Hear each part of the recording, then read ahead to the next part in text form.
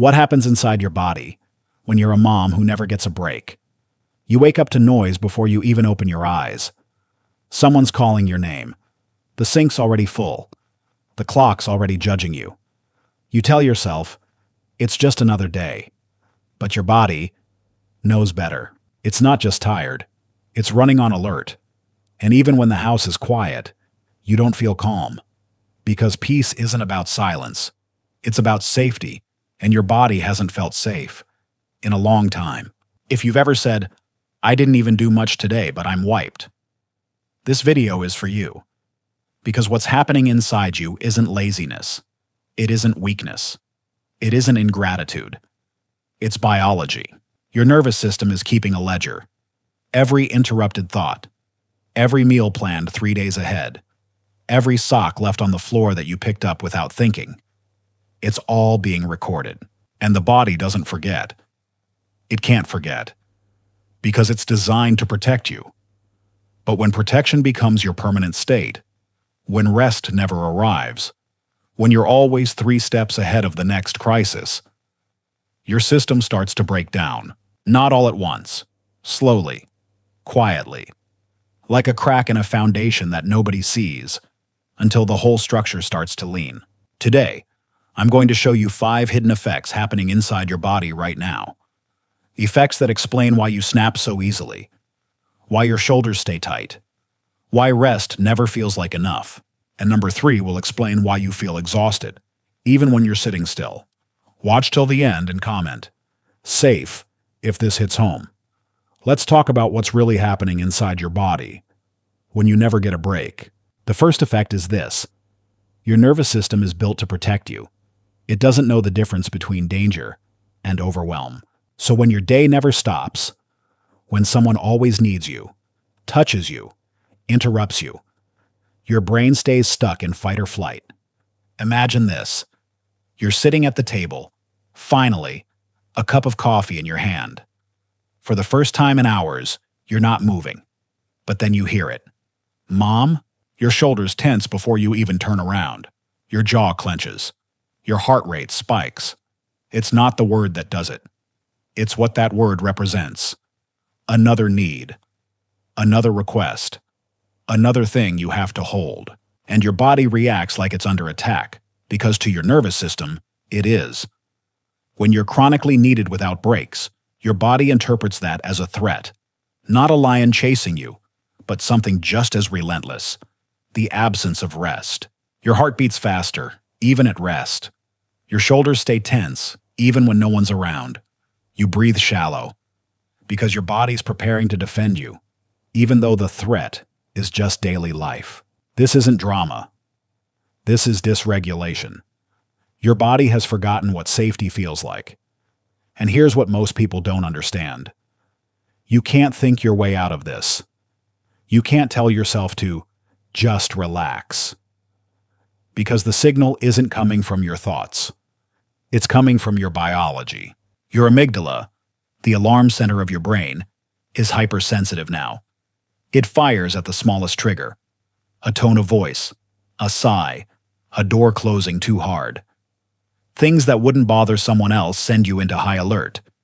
Not because you're sensitive, but because your system is overloaded. You're not dramatic. You're dysregulated. And your body has forgotten what safety feels like. The second effect is what I call mental load syndrome. It's the invisible to-do list that never ends. Lunches, appointments, bills, the next meltdown before it happens. You're not just doing tasks. You're managing an entire operation. You're the CEO of the household. Except you don't get a salary, you don't get weekends off, and you definitely don't get to clock out. Let me paint the picture. You're in the shower, finally alone, but your mind, it's sprinting. Did I sign the permission slip? Is there bread for tomorrow? When's the dentist appointment? Who needs new shoes? Did I respond to that text? You're not even dressed yet, and you've already solved 12 problems that haven't happened. Every time you plan ahead, your brain spends energy. Cognitive energy. The same fuel you'd use to solve a complex problem or learn something new. Except you're using it to remember if there's milk. So even when you're sitting still, your mind is sprinting. That's why you can't relax. Your brain doesn't believe the work is done, because it never is. It's like running 20 tabs on a computer all day long and wondering why the system keeps crashing. Psychologists call this cognitive load. But for moms, it's not occasional. It's constant. You hold the schedule. You track the emotions. You anticipate needs before they're spoken. And that labor? It's completely invisible. No one sees it. No one thanks you for it. And worse, when you try to explain it, people say, just write it down. As if the problem is memory, and not the fact that you're carrying the mental architecture of 5 people's lives. Here's the truth. Mental load isn't about being organized. It's about being the only one who remembers that life has to keep moving. And that weight? Your brain feels it, even when no one else does. Now we get to the third effect. And this is the one that explains why rest doesn't fix the tired. It's called anticipatory exhaustion. You're tired before the day even starts, because your brain already sees everything that needs doing. Let me show you what I mean. You open your eyes in the morning. Before your feet hit the floor, your mind is already listing. Breakfast, backpacks, lunches, drop-off, work emails, dinner, bedtime routine. You haven't moved yet, but you're already exhausted, because your brain has pre-lived the entire day in 30 seconds. And here's what's happening inside you. Your prefrontal cortex, the part of your brain responsible for planning and decision-making, is firing non-stop. It's trying to prepare you, trying to keep you ahead. But when you're always ahead, you're never present. And when you're never present, rest becomes impossible.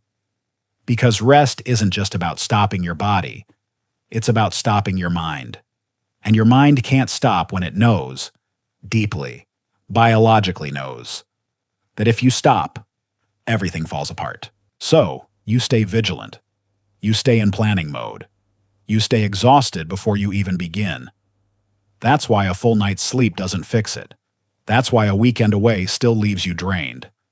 Because the exhaustion isn't just physical, it's neurological. Your brain is stuck in a loop. Scan, predict, prepare, repeat. And until that loop is interrupted, rest will never feel like enough. This is why you can sit on the couch at the end of the day and still feel wired. This is why, even when you have nothing to do, you can't fully relax. Because your nervous system is still 3 steps ahead, waiting for the next thing to manage. That's anticipatory exhaustion. And it's one of the most misunderstood forms of burnout. The fourth effect is something I call invisible labor inflammation. Your body treats chronic underappreciation, like physical pain. Let me explain. You do the laundry. You make the meals. You manage the schedule. You clean up the messes.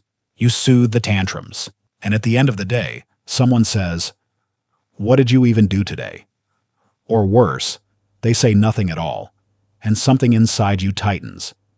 The headaches, the tight shoulders, the constant ache in your lower back. You think it's posture. You think it's age. You think it's just life, but it's not. It's your body responding to emotional pain, the same way it responds to physical injury. When you feel unseen, unappreciated, taken for granted, your nervous system interprets that as a threat, and threats trigger inflammation. Cortisol rises, muscle tension increases, pain receptors light up. It's not in your head, it's in your tissue. Studies show that chronic stress and feelings of invisibility activate the same inflammatory pathways as physical trauma. Your body doesn't distinguish between a sprained ankle and the ache of being unseen. It just knows something hurts. So, your shoulders stay tight because they're holding weight no one acknowledges. Your jaw clenches because there are words you swallow every single day. Your back aches because you've been carrying the emotional load of the entire family, and bodies weren't designed to carry that alone. This is invisible labor inflammation. And here's the cruelest part. When you finally say, "I'm in pain," people tell you to rest more, stretch more, drink more water, as if the problem is hydration, as if you can yoga your way out of being chronically undervalued. You can't. Because the pain isn't just physical, it's relational. It's the accumulation of every time you did something essential and no one noticed. Every time you anticipated a need and prevented a crisis that never happened. So no one knew you saved the day. Every time you were the answer to a problem no one even realized existed. That labor leaves a mark. Not on your to-do list, on your body. And now the fifth effect. Partnership disillusionment. You didn't sign up to be his mom too. But somewhere along the way, partner started feeling like parent. And your nervous system knows the difference. Here's the scene. You've been on your feet all day. Kids fed, house managed, work emails answered. He walks in, sits down, grabs his phone, and you feel it. That slow burn in your chest. Not anger yet, just awareness. You're still moving, still thinking, still holding it all, and he's resting. Because he can. Because someone else is holding the system. And that someone is you. This isn't about blame. This is about biology. When you're constantly in manager mode and your partner is in participant mode, your nervous system registers an imbalance.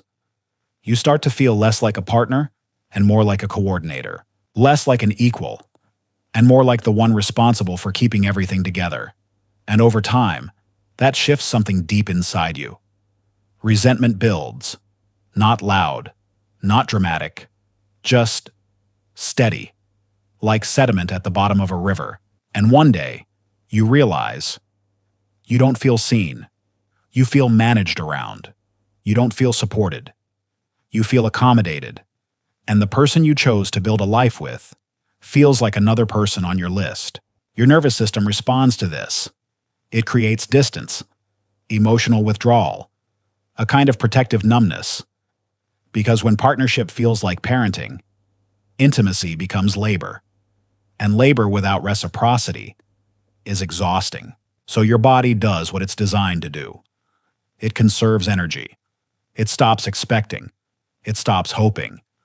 It stops asking. And you start to operate like a machine. Efficient, functional, but no longer connected. This is partnership, disillusionment. And it doesn't mean you don't love him. It means your nervous system is protecting you from expecting something it's learned won't come. Here's the truth most people won't tell you. Your body isn't betraying you. It's protecting you. The headaches, the irritability, the zoning out, the tightness, the exhaustion. Those are alarms, not flaws. Your system is screaming for balance. And balance doesn't mean spa days or vacations. It means safety, help, breathing space. Not once a year. Every day. You can't pour from an empty nervous system. You can't heal in the same chaos that burned you out. So the next time you say, "I'm fine," remember, your body keeps score. Every unspoken resentment, every late night worry, every time you said "I'm okay" when you weren't. They don't disappear. They collect. And eventually, they whisper louder than words. You're not lazy. You're not ungrateful. You're not too sensitive. You're a human body doing the work of an entire village, and your nervous system knows it. So take the deep breath, set the boundary, ask for help, and don't apologize for needing it, because you deserve to feel safe inside your own skin, not just when everyone else is okay, but when you finally are. If this hit home, comment "safe" below, and follow for more body science that actually matters. In my next video, I'll show you what happens inside your body when you finally start resting, and why peace feels uncomfortable at first. Because healing isn't just about stopping, it's about rewiring. And that journey, it starts with one brave decision: to stop abandoning yourself. For everyone else, you're worth that choice. See you in the next one.